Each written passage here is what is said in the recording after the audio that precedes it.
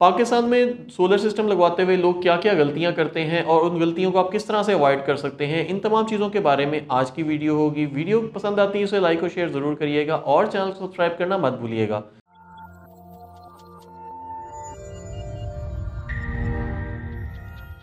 बिस्मिल्लाहिर्रहमानिर्रहीम, अस्सलाम वालेकुम। मेरा नाम है वकास खलीक और स्मार्ट सोलर की आज की वीडियो इस बारे में होगी कि 2023 में अगर आप सोलर सिस्टम लगवा रहे हैं तो बहुत सारी गलतियां जो दूसरे लोग करते हैं और उसके बाद उनका सोलर सिस्टम नाकाम हो जाता है, तो आप वो तमाम गलतियां ना करें। इन तमाम चीज़ों के बारे में हम आज की वीडियो में बात करेंगे। सोलर सिस्टम जब हम लगवाते हैं तो उसमें तीन बहुत इंपॉर्टेंट चीज़ें होती हैं जिसके अंदर आपकी मेजर इन्वेस्टमेंट होती है। एक सोलर पैनल्स, दूसरा सोलर इन्वर्टर और तीसरा सोलर बैटरीज। बहुत सारे सिस्टम्स ऐसे होते हैं जिनके अंदर बैटरीज इन्वॉल्व नहीं होती, सिर्फ इन्वर्टर और पैनल होता है जो कि ऑन ग्रिड होते हैं, और बहुत सारे सिस्टम ऐसे होते हैं जिनके अंदर बैटरीज इन्वॉल्व होती हैं जो कि हाइब्रिड सिस्टम होते हैं। तो हम आज की वीडियो में इन तमाम चीज़ों के बारे में बात करेंगे। सबसे पहले बात कर लेते हैं सोलर पैनल्स की। तो सोलर पैनल्स अगर आप अपने पास लगवा रहे हैं तो सबसे पहले आपने ये देखना है कि आप जिस जगह पे, जिस घर में आप सोलर सिस्टम लगवा रहे हैं वो कैसा है। अगर तो आपका अपना घर है तो वेल एंड गुड, आप नेट मीटरिंग वाला सिस्टम ज़रूर लगवाएं। अगर आप एक रेंटेड घर के ऊपर रह रहे हैं या टेम्परेरी एक जगह पे रह रहे हैं और आपने लॉन्ग टर्म में वहाँ नहीं रहना, तो आप वहाँ पे नेट मीटरिंग वाला सिस्टम या ऑन ग्रिड सिस्टम ना लगवाएं, क्योंकि नेट मीटरिंग वाला सिस्टम जब आप इंस्टॉल कर लेंगे तो आपका मीटर आपका शिफ्ट नहीं हो सकता। आपने जो अर्थिंग लगवाई हुई है, डिस्कनेक्ट स्विच लगवाया हुआ है, ये तमाम चीज़ें आपकी नए घर में शिफ्ट नहीं हो सकेंगी। आपका हाइब्रिड सिस्टम नए घर में ईजिली शिफ्ट हो सकेगा। नेट मीटरिंग का कनेक्शन आपका पुराने घर में रह जाएगा। इसी वजह से आप अगर किसी अपने घर पे ओनरशिप में आपका घर है तो आप ऑन ग्रिड सिस्टम लगवाएं और नेट मीटरिंग वाला सिस्टम लगवाएं।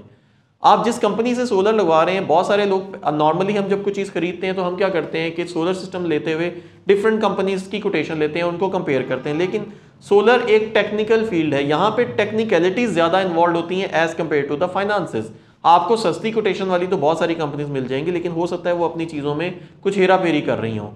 कंपनी की सिलेक्शन करते हुए ज़रूर इस बात का ख्याल रखें कि कंपनी प्रॉपर्ली रजिस्टर्ड है, कंपनी के पास पाकिस्तान इंजीनियरिंग काउंसिल की सर्टिफिकेशन है, कंपनी के पास AEDB एक अल्टरनेट एनर्जी डेवलपमेंट डिपार्टमेंट है जो कि पाकिस्तान गवर्नमेंट ऑफ पाकिस्तान का डिपार्टमेंट है। वो तमाम सोलर कंपनीज को रेगुलेट करता है। कंपनी के पास AEDB की सर्टिफिकेशन होनी चाहिए सो दैट कि उसके पास ये अथॉरिटी हो कि वो कंपनी आपका सोलर सिस्टम लगवा सकती है, प्लस आपकी नेट मीटरिंग भी करवा सकती है। इन केस वो कंपनी आपके नेट मीटरिंग में कोई आपको लो क्वालिटी का सामान दे दे तो गवर्नमेंट ऑफ पाकिस्तान के रूल्स के तहत आप उस कंपनी को जुर्माना भी करवा सकते हैं और AEDB उस कंपनी के ऊपर पेनल्टी भी लगा सकती है और बल्कि आपको कंपनसेशन भी दिलवा सकती है। लेकिन ज़रूरी ये है कि आपके पास प्रॉपर AEDB सर्टिफाइड कंपनी से ही आपने सोलर सिस्टम लगवाया होगा।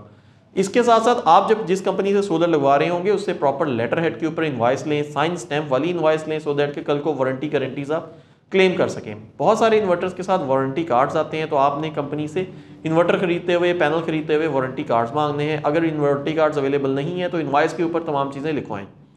बात आ जाती है उसके बाद सोलर पैनल्स की कि सोलर पैनल्स आपकी छत पे किस तरह से माउंट होंगे। अगर छोटी छत है और कंजम्पशन ज़्यादा है आपकी, तो सोलर लगवाने का आपको बहुत ज़्यादा फ़ायदा नहीं होगा। सोलर लगवाने के लिए ज़रूरी है कि आपके पास छतें बड़ी हों। कम से कम 5 मरले का घर होगा तो आपके पास एक रीजनेबल साइज़ का सोलर सिस्टम लग सकता है। छोटे घरों के ऊपर अपलिफ्ट स्ट्रक्चर लगता है, गार्डर बेस्ड स्ट्रक्चर भी लग सकते हैं और नॉर्मल स्ट्रक्चर भी लग सकते हैं, L2 स्ट्रक्चर भी लग सकते हैं। ये डिपेंड करता है आपका किस तरह की छत है। छत की डिज़ाइनिंग करवाएं। जिस कंपनी से आप सोलर सिस्टम लगवा रहे हैं वो कंपनी आपको छत के सोलर पैनल्स की डिज़ाइनिंग करवा के दे सकती है। डिज़ाइनिंग के लिए डिफरेंट टूल्स इस्तेमाल होते हैं जो कि जिसमें PV सोल भी आता है, फिर हीलियोस्कोप भी आता है और गूगल स्केचअप भी आता है। आप हीलियोस्कोप के ऊपर डेटा लेके उसके ऊपर अपने एरिया की वेदर के मुताबिक, अपने एरिया की सनसेट सनराइज के हिसाब से टोटल पूरे साल की जनरेशन कैलकुलेट कर सकते हैं कि कितना सोलर सिस्टम आपको, किस साइज़ का सोलर सिस्टम आपको कितनी एनर्जी देगा। उस हिसाब से आपका जो बिल होगा उसके हिसाब से आप अपने साइज़ का सोलर सिस्टम लगवाएं। बिल ज़्यादा है और सोलर छोटा होगा तो आपको फ़ायदा नहीं होगा। अगेन, अगर बिल थोड़ा है और सोलर सिस्टम बड़ा होगा तो आप ऑब्वियसली वो वेस्टेज में जाएगा। नेट मीटरिंग वाला सिस्टम भी होगा तो भी आपके यूनिट्स वेस्ट होंगे। आप अपने साइज़ के मुताबिक ही सोलर सिस्टम लगवाएं। इसमें आपको आपकी जो वारंटी प्रोवाइडर या सर्विस प्रोवाइडर कंपनी है वो आपको इन तमाम चीज़ों में हेल्प करके देगी। सोलर पैनल्स जो आप लगवा रहे हैं, कोशिश करें कि वो टियर 1 के सोलर पैनल्स हों, A ग्रेड पैनल्स हों। जो बड़े ब्रांड्स हैं, लॉन्जी, जिनको, कैनेडियन, JA या AE सोलर, ये तमाम पैनल्स टियर 1 के पैनल्स हैं। ये तमाम पैनल्स ज़्यादातर आजकल जो ये पैनल्स आ रहे हैं 21% एफिशिएंसी से ज़्यादा के आ रहे हैं, और बल्कि आहिस्ता आहिस्ता अब तो 23% एफिशिएंसी वाले पैनल्स भी आ रहे हैं। और मेरा ये ख्याल है कि 2023 के एंड तक शायद आपको 30% एफिशिएंसी वाले पैनल्स भी मार्केट में ईजिली मिल जाएंगे। लेकिन आपने जो भी पैनल लेना है कोशिश करना है वो क्लोज टू 23% हो, और 550 वाट कम से कम सोलर पैनल होना चाहिए, या 550, 590 या 650 वाट, ये 3 कैटेगरीज के पैनल लगाने हैं आपने अपने पास। 450 वाट के पैनल नहीं लगाने, क्योंकि वो ज़्यादा जगह कवर करेंगे, आपकी छत को वेस्ट करेंगे, आप कल को मजीद पैनल्स नहीं ऐड कर सकेंगे।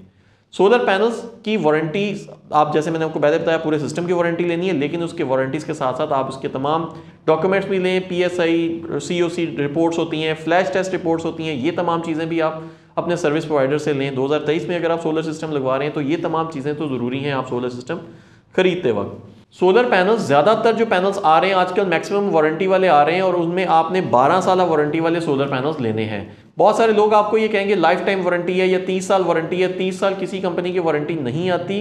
कंपनी अपनी एक्सपेक्टेड लाइफ बता रही होती है या उसकी एफिशिएंसी का टाइम बता रही होती है, जो कि 25 से 30 साल होती है।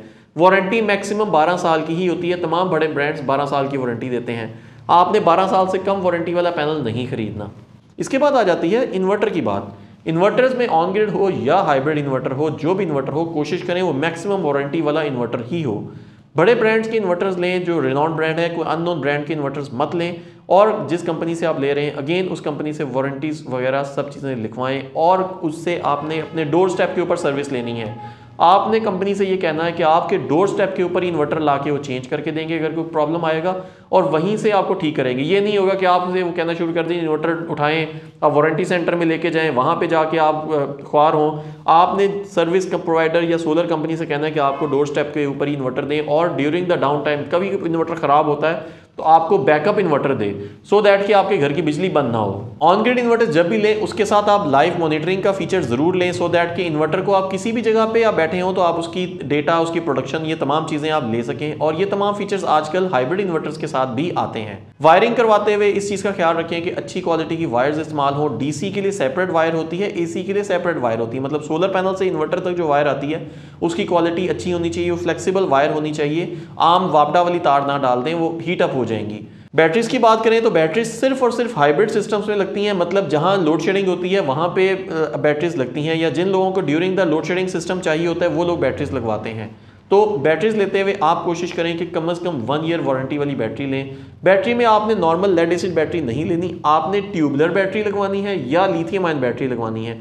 ये दो ही चॉइसेस हैं आपके पास। ड्राई बैटरीज भी अच्छी क्वालिटी की नहीं आती, और इसके साथ साथ जो गाड़ियों में लगने वाली बैटरी होती है उनको भी बैकअप के लिए ना इस्तेमाल करें, आपके पैसे वेस्ट होंगे। आप ट्यूबुलर बैटरी इस्तेमाल करें, थोड़ी सी एक्स्ट्रा एक्सपेंसिव होती हैं लेकिन क्वालिटी में वो बेहतर होती हैं। बैटरी इंस्टॉल करते हुए ये देखें कि आपको अपने डिज़ायर्ड साइज़ की बैटरी आपको आपका सर्विस प्रोवाइडर दे रहा है या नहीं। अगर आपको ज़्यादा बैकअप चाहिए तो आपको एक से ज़्यादा लिथियम बैटरी चाहिए होगी, क्योंकि लिथियम बैटरीज ज़्यादा हैवी बैकअप नहीं दे सकती, ज़्यादा लंबा बैकअप नहीं देती, क्योंकि उनके अंदर वो कॉम्पैक्ट होती हैं। ज़्यादातर 100 एम्पेयर की लिथियम बैटरीज पाकिस्तान में आ रही हैं, तो 100 एम्पेयर की लिथियम बैटरी के ऊपर आप मैक्सिमम एक AC चला सकते हैं, वो भी 1 घंटे के लिए, इससे ज़्यादा नहीं चला सकेंगे, क्योंकि अगर उसके साथ बाकी चीज़ें चल रही होंगी तो आपको प्रॉपर बैकअप नहीं देंगी। आपने अगर ACs 2 या 3 चलाने हैं तो आपको अपने साथ 2 या 3 लिथियम बैटरी अपने सिस्टम में लगवानी पड़ेगी, चाहे आपका सिस्टम 5 किलोवाट का है या 10 या 12 किलोवाट का है। अगर आप ज़्यादा बैकअप लेना चाहते हैं तो आप ट्यूबुलर बैटरीज के भी मल्टीपल सेट्स लगाने पड़ेंगे, कम से कम 4, लेकिन 8 या 12 बैटरीज का सेट लगाना पड़ेगा, सो दैट कि आपको ज़्यादा बैकअप मिले। या अगर आप कैपेसिटी में ज़्यादा बड़ी बैटरी लगवाएं, जैसे हम TX के ज़्यादातर जो मॉडल चल रहे हैं ना वो T से स्टार्ट होते हैं ट्यूबुलर बैटरीज में, तो TX 3000 या TX 2500 वाली बैटरी ही इस्तेमाल करें, जिसे नॉर्मली हम 200 एम्पेयर की बैटरी कहा जाता है। अगर आपको शॉर्ट बैकअप चाहिए या आपको सिर्फ लाइट्स और फैंस या अपने क्रिटिकल इक्विपमेंट के लिए बैकअप चाहिए, तो फिर आप एक लिथियम बैटरी के साथ या छोटी बैटरी के साथ भी काम चला सकते हैं। ट्यूबुलर बैटरी भी होगी तो भी आपका छोटी बैटरी से काम चल जाएगा। प्रोटेक्शंस बहुत इंपॉर्टेंट फैक्टर होता है। प्रॉपर ब्रेकर्स लगाएं इनपुट आउटपुट के ऊपर, अच्छी क्वालिटी के और जेन्युइन ब्रेकर्स लगाएं, इसके ऊपर कॉम्प्रोमाइज़ मत करें। सर्विस प्रोवाइडर से कहें कि आपको ब्रेकर्स की ऑथेंटिसिटी कंफर्म करवाए। बहुत सारी कंपनीज नकली चाइना के ब्रेकर्स लगा देती हैं और इवेंचुअली सिस्टम ट्रिप नहीं करता और बड़े महंगे सोलर सिस्टम या आपके घर का महंगा इक्विपमेंट है वो ख़राब हो जाता है।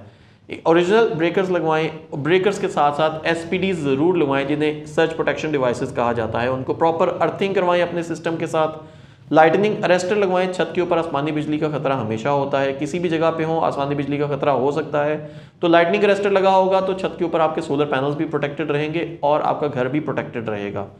Earthing, panel to panel earthing होनी चाहिए, और एसपीडीज के साथ साथ अगर आप फ्यूजेस भी लगवा लेते हैं तो वो भी बेहतर होगा। ये वो तमाम अवामिल हैं जो मेन अवामिल हैं जिनके मैंने कोशिश की है जिनको मैं कवर कर सकूं, सो दैट कि लोग सोलर सिस्टम लगवा रहे हों तो इन चीज़ों का ख्याल रखें और वो तमाम मिस्टेक्स ना करें जो दूसरे लोग करते हैं। और आप इन तमाम पॉइंट्स को अगर अपने सर्विस प्रोवाइडर के सामने रखेंगे तो आपको उम्मीद है कि अच्छा सिस्टम मिलेगा। वीडियो पसंद आती है तो उसे लाइक और शेयर ज़रूर करिएगा और चैनल को सब्सक्राइब करना मत भूलिएगा। Thank you.